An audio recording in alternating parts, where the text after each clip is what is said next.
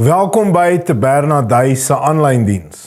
Ons praat in Mei maand oor die persoon en die werk van die Heilige Gees. So dis getiteld Welkom Heilige Gees. Ons het laasweek gesien dat hy nie 'n iets of 'n dit is nie, maar 'n persoon en dat ons ook 'n persoonlike verhouding met hom kan hê, soos ons met God die Vader en met Jesus Christus die Seun het.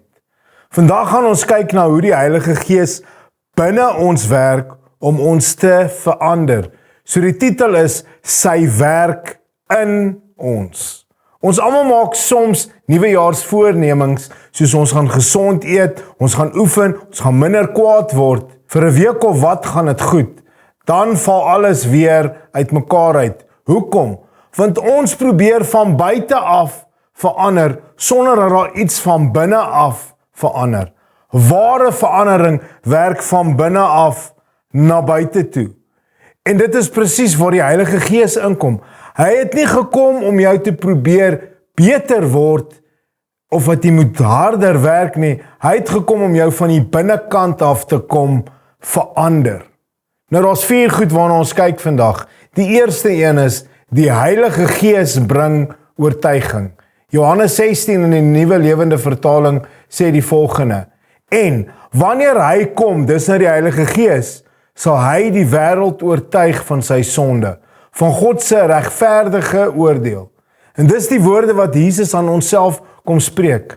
Nou dis belangrik om te weet dat die woord oortuig hier gaan nie oor veroordeling nie, want veroordeling sê, jy is sleg, jy's 'n mislukking, daar's geen hoop vir jou nie. Maar oortuig sê, hier's iets wat verkeerd is, maar hier's die pad wat ons nou gaan stap om dit te verander. En sien, die Heilige Gees wil jou nie wegstoot van God nie, hy wil jou nader trek na die Here toe, deur jou binneste te kom verander.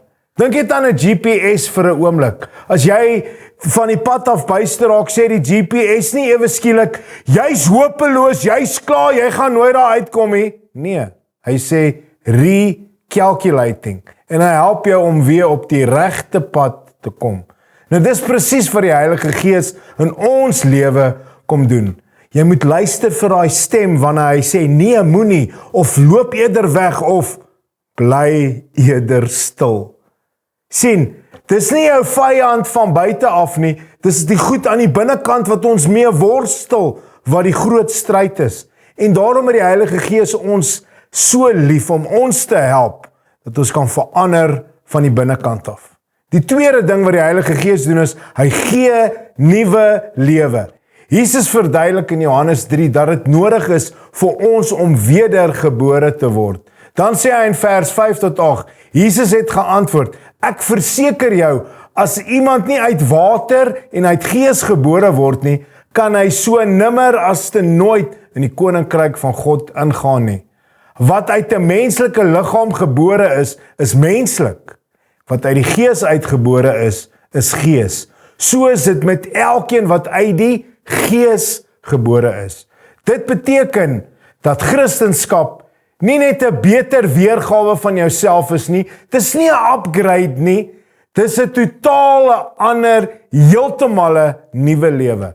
'n Rispe word nie 'n beter rispe nie, hy word 'n skoenlapper. So ons is nie hier om beter wurms te word nie, ons is hier om getransformeer te word, sodat die wurm dan in 'n skoenlapper kan verander. Die Heilige Gees maak ons heeltemal nuut, nuwe mens, nuwe natuur, nuwe gewoontes. Want die Gees van God kom verander die ou mens, die ou manier van leef, word getransformeer, sodat ons 'n nuwe lewe kan leef, waar die ou dinge verbygegaan het, en die nuwe dinge dan kom in ons lewens.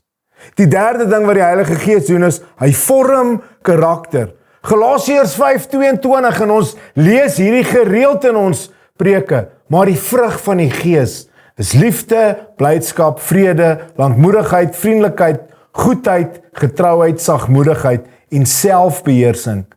Dis nie die werke nie, dis die vrug van die Gees. Vrug is iets wat groei.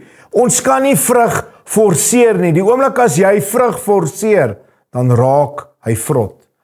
'n boom staan nie en probeer harder om vrug te dra nie. Nee, hy bly geplant, kry water, kry son, dan is vrug 'n natuurlike uitvloeisel.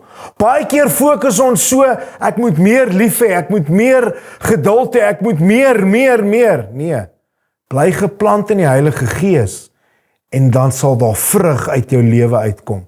As gevolg van my verhouding met die Heilige Gees, kom daar vrug na vore.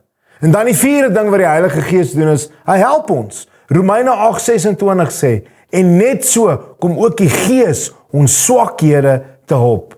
Want ons weet nie reg wat ons moet bid nie, maar die Gees self tree vir ons in met onuitspreeklike sigtinge. Dit beteken dat wanneer jy nie weet wat om te sê nie, of jy nie weet wat om te doen nie, as jy moeg is, dis okay. Die Heilige Gees is die een wat ons lei. Soms dink ons moet alles uitfigure op ons eie, maar die Heilige Gees sê eintlik, laat dit oor aan my, laat toe dat ek jou help. So wanneer jy jouself wil verander sonder die Heilige Gees, sal dit nooit gebeur nie. Jou gewoontes, jou gedagtes, jou humeur, jy gaan moedeloos raak as jy dit self wil verander. Dit kan wees omdat jy dit alleen probeer vir so lank. Dalk is dit iets wat jy probeer bewys. God stel nie belang in 'n beter weergawe van jouself nie. Hy wil hê jy moet 'n nuwe mens word wat deur die Heilige Gees gevorm en dan gebruik kan word. Wil jy nie saam met my bid vandag nie? Heilige Gees, ek gee op om dit self te probeer doen. Kom en verander U my van die binnekant af. Werk in my, vorm my, kom maak my soos wat U wil. Heilige Gees, ek maak elke area van my lewe oop vir U. In Jesus naam, amen.